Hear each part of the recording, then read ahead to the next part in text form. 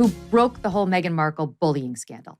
And one of the things I think is most interesting about this is Prince Harry on his recent media tour went on about, so obvious. The palace starts talking about her bullying right before the Oprah interview. I mean, you'd have to be stupid to believe this was not a made-up attempt at maligning Meghan unfairly. But the truth is, you've seen the documents. There are papers in which this behavior is documented going back to, correct me if I'm wrong, I think it's October of 2018. This was not a made-up scandal because she went on Oprah.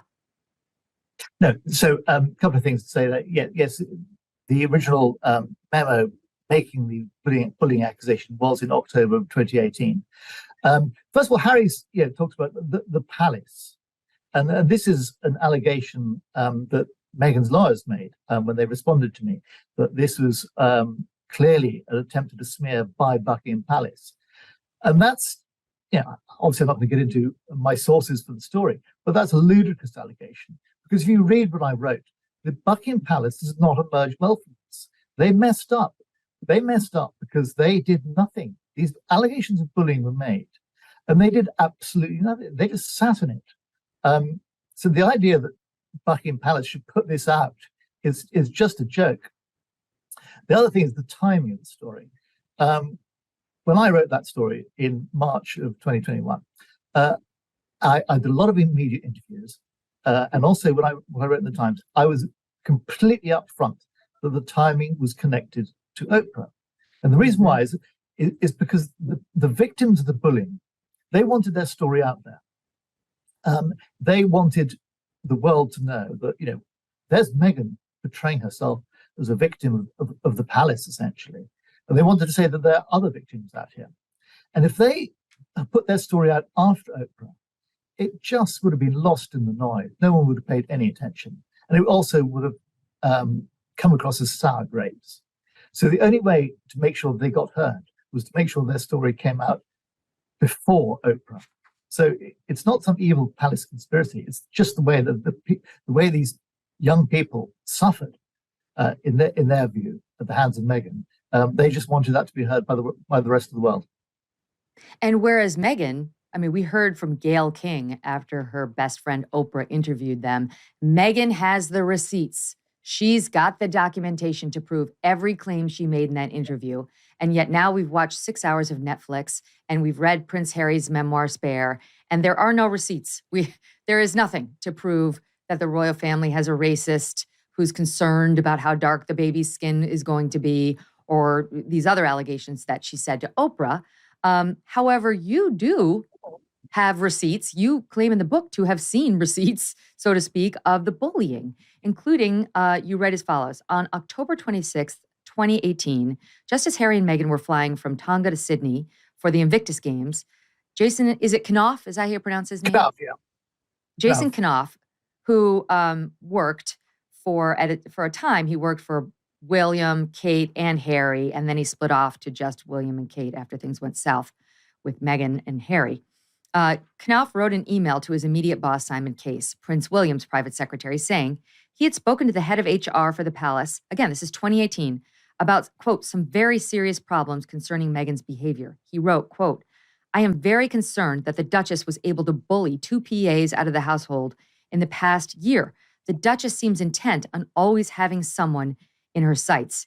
She is bullying X, name withheld by author, and seeking to undermine her confidence. We have report after report from people who have witnessed unacceptable behavior toward X, despite the universal views from her colleagues that she's a leading talent within the household who's delivering first-rate work.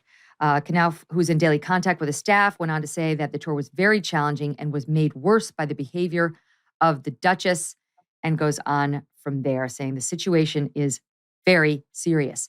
So did you actually get to see this memo, Valentine? I had that memo read out to me. I didn't physically see it, but I have also, my source also showed me, should we say, physical evidence of other conversations backing up the allegation of bullying, and testimony from members of staff about the effect that Meghan's behavior had on them. People talking about how they were shaking with fear because they anticipated getting a roasting from Meghan, and how they felt physically sick. And it was obviously not a healthy working atmosphere. There was one point when one member of staff was trying to do something at a meeting that Meghan was trying to explain why something was difficult, and Meghan said to her, "Don't worry, if there's literally anyone else I could get to do this, I would." And that poor person was absolutely crushed, and just one of many examples of being, completely squashed by Meghan. And a short while later, Prince William saw this person in the corridor and said, "Oh, look, listen, I hear you've been having a bit of a bad time. I'm really sorry, but just want you to know you're doing a really great job." And they just burst into tears. It was just so broken at that point. People were broken. Walk us through, tell us a little bit, because the book is about all the people around the royal family, courtiers. Walk us through who these people are, not in terms of identity, but when I read this, part of me asked myself, why is everybody always crying around her? Either she's terrible, or these are a bunch of snowflakes, right? Like, are these snowflakes? Are these just weak-kneed people serving the royal family who need to toughen up a little? No, they're not snowflakes. And let me tell you a bit about the two people who were closest to Harry and Meghan in the period we're talking about.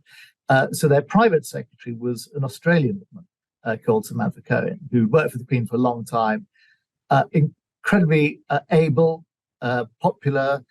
The Queen loved her, very, very, very tough as well, and very imaginative. And everyone liked Sam. And the communications person was a woman called Sarah Latham, who has dual US and UK nationality, and very tough, very experienced media professional. And these two people. So first of all, there's a point to be made that they're not stuffy old Brits. So the idea that the wicked old palace, tweedy old courtiers, crushing the spirit of free thinking Meghan, that's just not true. And the other is that they believed in it at the beginning. They were very much on Harry and Meghan's side, and they wanted to make it work, and they did everything they could to make it work.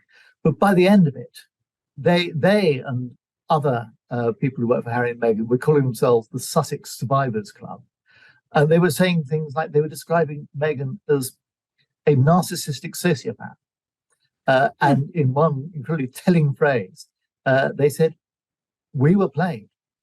They felt they were manipulated by Meghan and let down by her.